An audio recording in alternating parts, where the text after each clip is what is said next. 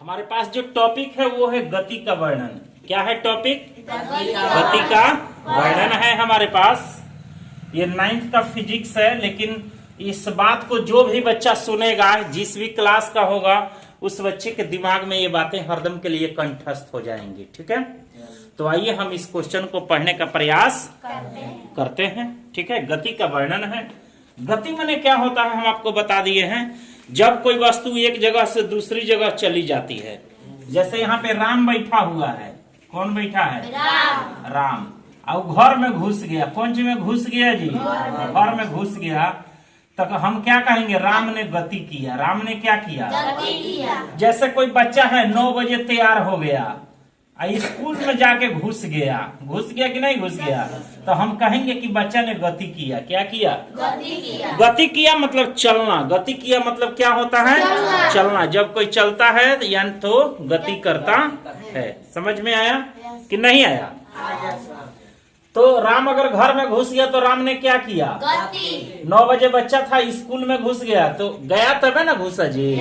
गति अगर नहीं किया रहता तो वो काम किया रहता। तो गति का मतलब क्या होता है? चलना। ठीक है, अब आइए हमारा पहला ही क्वेश्चन है आपके सामने कि गति का वर्णन होता किससे है।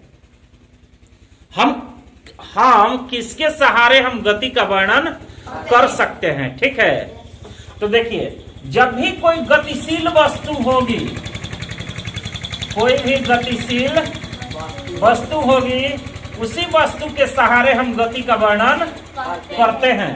अगर वस्तु गतिशील नहीं होगी तो हम गति का वर्णन नहीं कर पाएंगे। क्या कर पाएंगे? हैं? मान लीजिए चिहुटना जाके ऊखियारी में बैठल बा 3 वर्ष से, तो लोग पूछी जे कहाँ गए बा? सार वही जाके वही जाबा। बुझाइल के ना? तो गति का वर्णन हुआ जी उससे।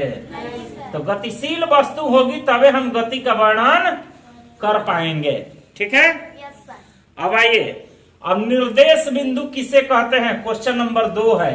क्वेश्चन नंबर 2 है निर्देश बिंदु है। मान लीजिए तारा गांव में अगर तार बाबूजी अगर कहीं गइल होइहन आ कोनो हित अगर आ गइलन, सब पूछन से बाबू तार बाबूजी कहाँ बड़न, त का कहबो? रमेश चे के द्वार पर गइल बड़न। कहाँ गइल बड़न? माने कोनो एगो पॉइंट बताइएगा ना बाबू, कि नहीं बताइएगा? कहाँ गइल बड़न हो? तो रमेश चाचा के दुआरी पर गइल बड़े कि नहीं कौन गइल? कहो तले मान लीजिए कोनो एगो लड़का आके कह दिल रमेश चा के द्वार पर देखल नहीं, ओजा से चल गइल बड़े बदन बाबा के द्वार पर। कहाँ गइल बड़े? बदन बाबा के द्वार पर। ठीक बा नो? कहो तब उसका पॉइंट क्या हो गया? बदन बाबा। बुझा गया नो? तले बड़ाइल बे उ तो चल गइल बड़े हन ऊख के जाना जोरे का जोड़े। अब खोजा सरहद जे कहाँ खोजी हन।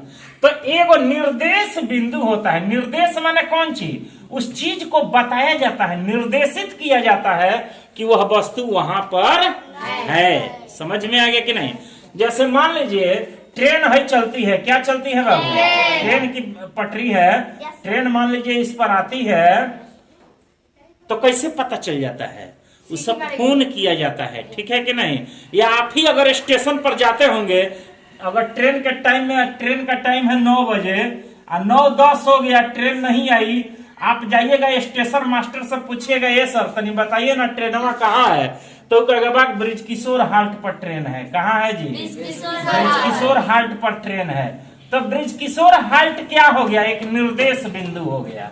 समझ में आ गया कि नहीं? आप जानते हैं कि ब्रिज किशोर हाल्ट कहाँ है, वहां से ट्रेन के आने में कितना समय लगेगा, ये सब बात आप क्या करते हैं?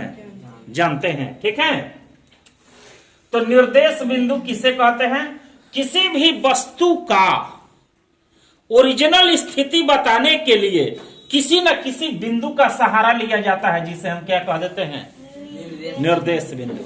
यानी उसको निर्देशित किया जाता है। ठीक है, तो क्या है हमारे पास? लास्ट क्वेश्चन है मूल बिंदु का दूसरा नाम। मूल बिंदु को ही हम निर्देश बिंदु कहते हैं। और निर्देश बिंदु को क्या कहते हैं? मूल बिंदु। जैसे मान लीजिए गांव में एगो कोनो लड़का बा, का बा हो? कोनो लड़का बा, आई मैट्रिक पास कर गइल बा, एकर नाम बा रामा शंकर। का नाम बा? रामा शंकर गाँव में बड़ा लोग के ढेला से मारत रहे। बड़ा लोग के कौन चीज से मारत रहे? ढेला से। तो गांव के लोग नाम एकर ध दिलो से ढेलुआ। का ध दिलो?